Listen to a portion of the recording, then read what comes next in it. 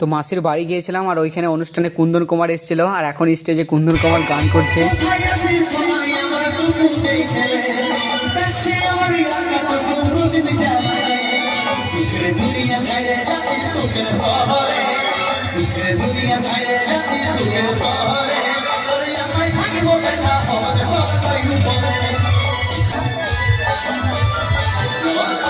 তারপরে এই একটা গান শুরু হয়ে গেছে।